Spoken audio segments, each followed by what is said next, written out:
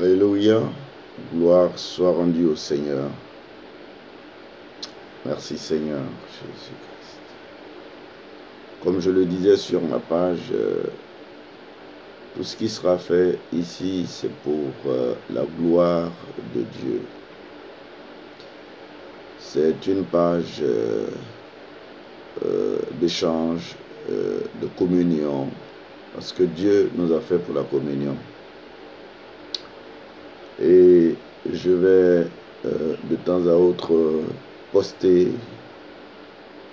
autant que Dieu me donnera la force et la bonne santé, des petits biscuits comme ça chaque matin sous forme de petit déjeuner, et que chacun y réfléchisse pour que nous puissions nous exhorter les uns les autres, alors que nous savons que le Seigneur vient bientôt. Ce n'est pas pour présenter quelqu'un ou faire quelque chose qui puisse magnifier l'homme, non. Mais ici, c'est Jésus-Christ, parce que le christianisme est basé sur la mort, la résurrection, l'ensevelissement, la résurrection et le retour de Jésus-Christ. Parce que s'il ne vient pas, il n'y a pas, alors notre foi est vaine. C'est pourquoi ce matin, je fais cette vidéo pour que chacun réfléchisse sur le christianisme. Sans plus tarder, pendant ces quelques minutes, nous allons prier. Dieu Tout-Puissant, auteur de la vie éternelle, donateur de tout don parfait et de toute grâce excellente, merci pour cette opportunité. J'ai eu cette inspiration de mon cœur, ô Dieu, de faire de temps en temps quelques exhortations et que nous puissions nous encourager les uns les autres, d'autant plus que nous voyons le monde dans une situation telle que si tu ne venais pas, ce ne serait pas vraiment plaisant pour chaque croyant, parce que la venue du Seigneur est pour nous salutaire. La Bible ne dit-elle pas, lève-toi et sois éclairé, car ta lumière est venue. C'est pourquoi, Père, ce matin, nous voulons te remercier pour le souffle de vie, pour la force et la bonne santé, pour la nuit que tu nous as donnée et pour ce jour qui se lève. Nous te recommandons toutes choses entre tes mains. Ô Dieu, bénis Seigneur tous nos frères et nos sœurs partout dans le monde, ceux qui sont dans le besoin, ceux qui sont malades. Interviens Seigneur, parce que tu es le secours qui ne manque jamais dans la détresse. Bénis ce qui sera fait, pour que cela puisse aider un frère, une sœur quelque part, au nom de Jésus-Christ. Amen. Que Dieu vous bénisse. Nous allons lire deux petites portions des Écritures. La Bible dit dans le livre de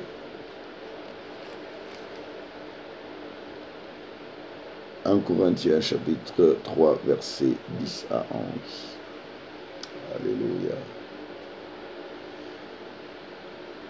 Il dit, c'est l'apôtre Paul, selon la grâce de Dieu qui m'a été donnée, j'ai posé le fondement comme un sage architecte et un autre bâti dessus. mais que chacun prenne garde à la manière dont il bâtit dessus.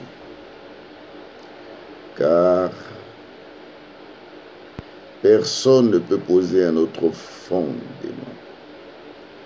J'insiste sur cette phrase. Personne ne peut poser un autre fondement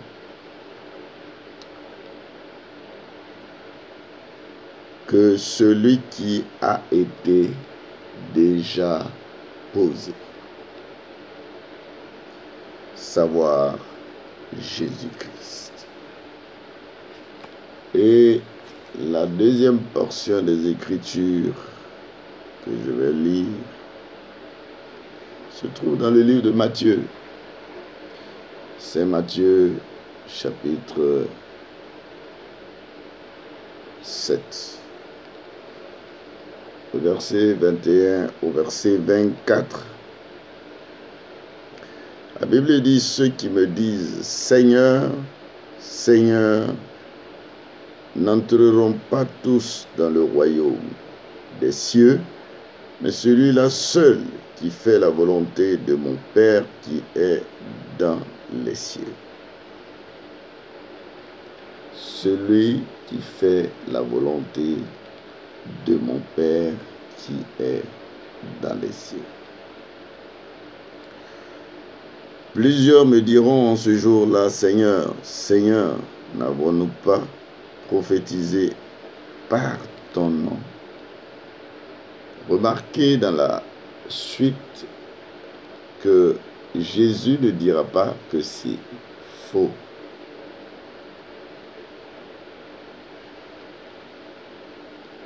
N'avons-nous pas chassé des démons en ton nom?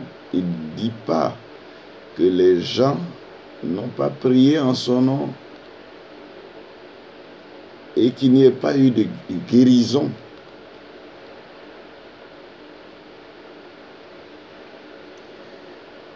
N'avons-nous pas chassé des démons en ton nom? Ils ont chassé des démons.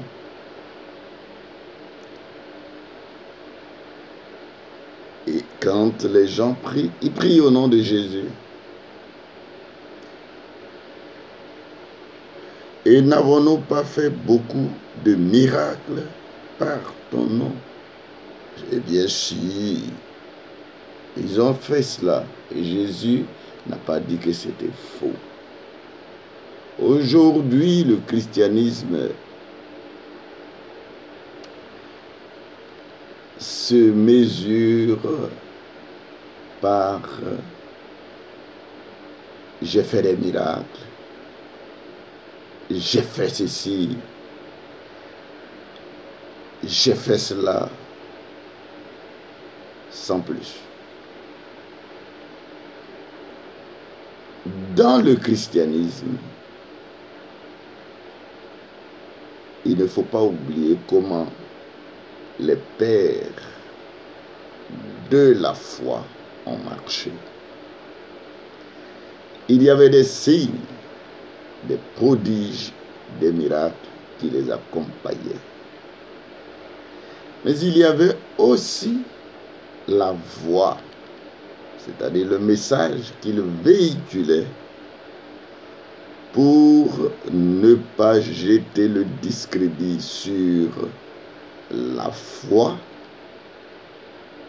qu'ils étaient en train d'exprimer. Ok? Et la Bible va dire au verset 23, malgré tous les signes, les prodiges, les miracles que les gens ont faits en utilisant le nom de Jésus, le Christ, notre Seigneur, la Bible dit, alors je leur dirai ouvertement, je ne vous ai jamais connu. Mais c'est vraiment triste. Comme fin de ministère, que quelqu'un se soit trémoussé sur la terre, chassant des démons, priant, vu partout, et qu'à la fin, le maître dise, je ne vous ai jamais connu. Alors qui a envoyé les gens?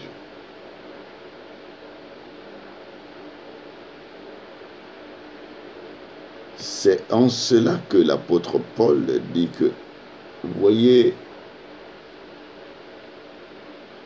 on ne peut donc récompenser quelqu'un que lorsqu'il a combattu selon les règles. Et donc dans le christianisme, il y a des règles. Et oui, il y a des règles. Le christianisme, puisque c'est de cela que je parle, le christianisme, c'est mon inspiration. Je vais rester beaucoup sur le christianisme chaque matin. Le christianisme a des règles. On ne vient pas par quelconque inspiration pour dire j'ai prié pour tes malades. Le malade a été guéri, ou j'étais ancien voyou, bandit, j'ai tué. Et du jour au lendemain, parce que peut-être on dit qu'on a été délivré, on est devenu un serviteur de Dieu. Dans le service du Seigneur, il y a l'appel. Et en général, ceux qui sont appelés fuient. Tout comme Moïse. Ils ne sentent même pas dignes de faire cette œuvre. Mais Dieu les qualifie. Et quand ils doivent faire cela, ils sont effacés. Et Dieu glorifie son nom. Aujourd'hui, j'attire l'attention sur mes frères et mes sœurs. Il y a beaucoup de théâtralisation de la chose sacrée qu'est le christianisme. Il y a beaucoup de mise en scène. Et j'interpelle. Et je veux qu'on réfléchisse sur le christianisme pour que cela soit profitable aux uns et aux autres. Paul dit, j'ai posé le fondement comme un sage architecte. Ceux qui seront chassés, ayant été peut-être vus comme des puissants serviteurs de Dieu sur la terre, des puissants ministres de l'Évangile, n'ont pas fait attention au fondement que Paul a posé. Puisque Paul insiste là-dessus, que celui qui veut, qui bâtit, fasse attention.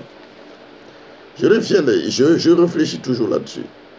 Il dit, j'ai posé le fondement comme un sage architecte. Et un autre bâtit dessus. Mais que celui qui... Que chacun prenne garde à la manière dont il bâtit dessus. Parce que si ce n'est pas conforme au plan, alors il y aura une fin désastreuse. C'est en cela que chacun devait réfléchir. Là-dessus, Jésus disait, le champ est grand, il y a peu d'ouvriers. C'est triste. Mais en même temps, ça devait amener les gens à la prière. Curieusement, à la fin des temps, le champ est devenu petit, semble-t-il, et les ouvriers sont devenus nombreux.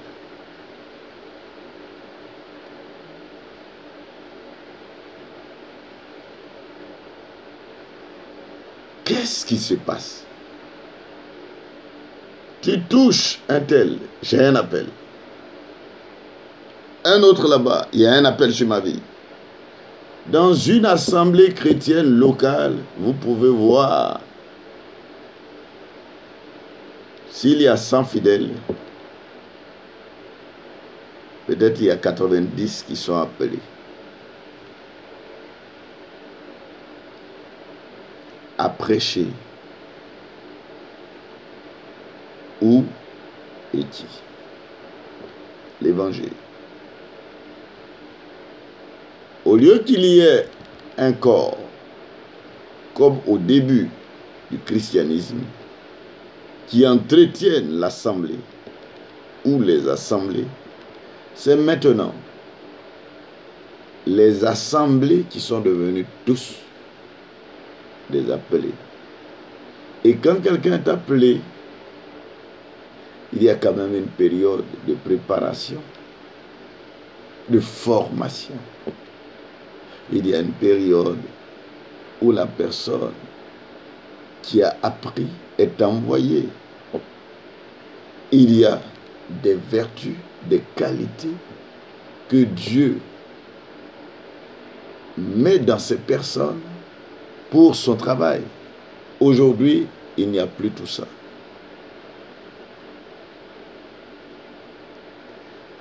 La Bible même, on ne la lit pratiquement plus.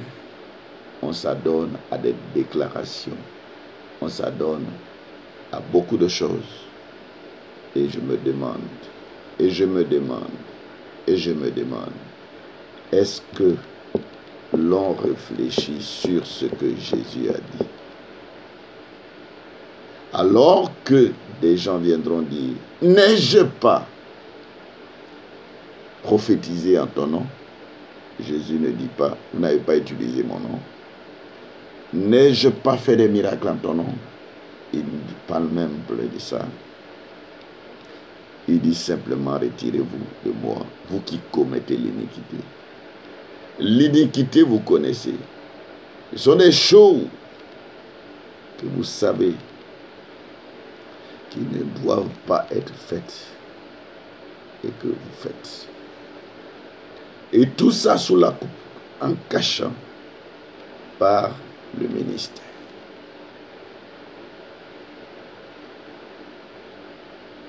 La première vidéo, je parle peu en entrant en profondeur, mais nous allons aller en détachant un peu pour que dans la dissection, chacun puisse comprendre qu'il faille faire attention, comme Paul le disait, que celui qui bâtit fasse attention. À quoi? Au plan, parce qu'il a posé le fondement, Jésus-Christ. Mais est-ce que ce fondement, nous qui bâtissons là-dessus, nous faisons attention à ce qui a été fondé? Il a fait certaines déclarations. Jusqu'à dire, même si un ange descendait du ciel et annonçait autre chose, si eux-mêmes venaient à annoncer autre chose, qu'ils soient anathème, c'est-à-dire maudits. L'apôtre Paul, qui était l'apôtre des païens et qui a prophétisé beaucoup sur les temps de la fin, c'est-à-dire les derniers jours, était quelqu'un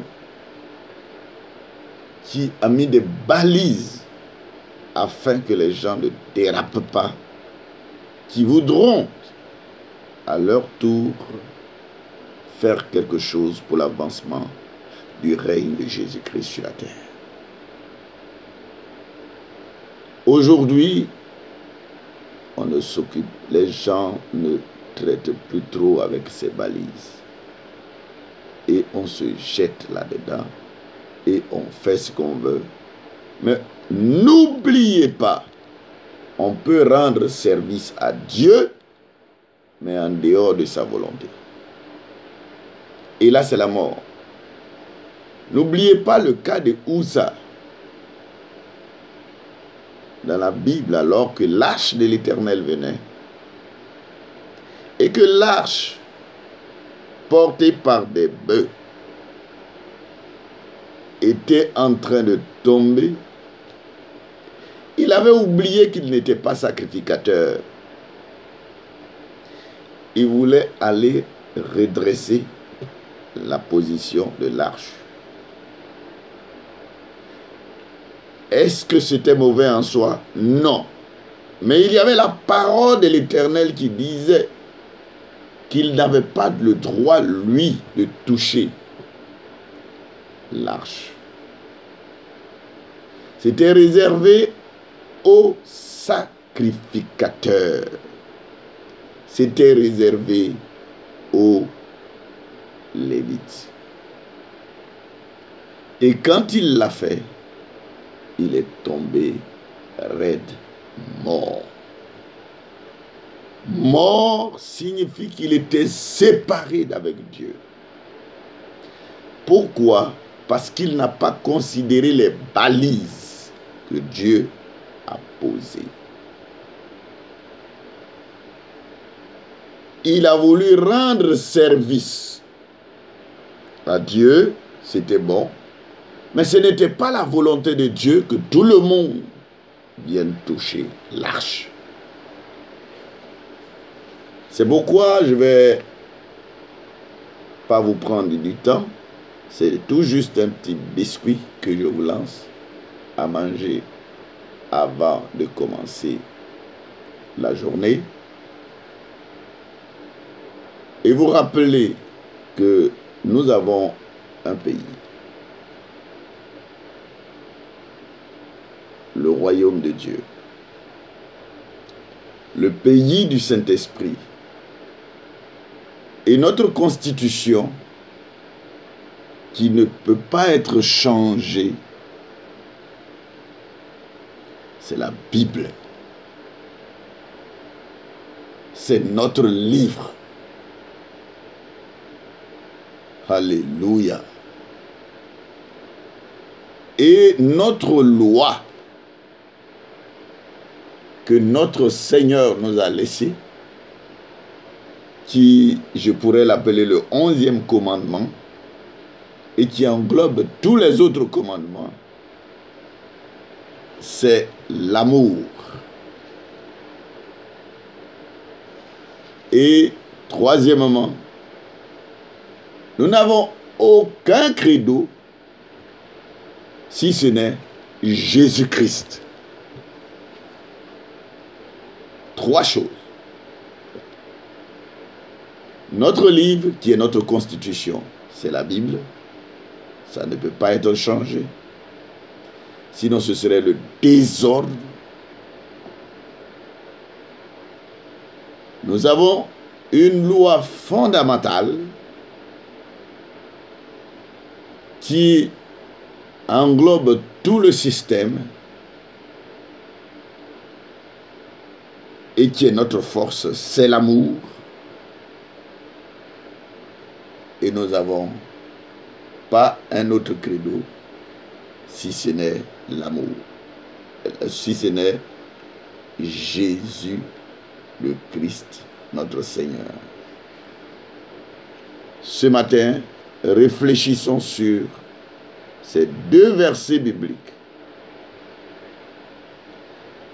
Jésus qui repoussait des gens qui prétendument l'avait servi. Et de l'autre côté, Paul qui montre un exemple comme un sage architecte et qui place des balises en disant, même si un ange descendait, parce qu'il y a des gens qui disent, oh, j'ai vu tel ange, j'ai vu ceci. Oui, l'ange du Seigneur existe, les anges existent, mais la parole, le livre, le fondement fondamental de notre foi, ça ne peut pas être changé. Paul dit, s'il apporte autre chose que vous n'avez pas vu Paul prêcher et qui n'est pas consigné dans le livre que nous croyons, la Bible, alors que la personne soit maudite. Réfléchissons et prions. Dieu notre Père Céleste, laisse cette petite exhortation aider chacun d'entre nous à savoir que on ne peut pas faire des choses comme on le veut, on les veut, ou que comme nous sentons la chose, mais cela doit cadrer avec les Écritures. Il y a trop de théâtralisation, de mise en scène aujourd'hui. Et la vie du christianisme du départ a été délaissée. Il y a beaucoup trop de cafouillage. Beaucoup trop de gens qui disent « J'aime le Seigneur. Je suis chouchouté de Dieu. Je suis celui-ci de Dieu. Il y a trop de choses. » Mais au fond, ces gens pourraient aimer Dieu. Peut-être, mais quelquefois, n'ont pas été encadrés. Ils ont été souvent entraînés par des rêves, des prophéties fallacieuses et des songes mensongers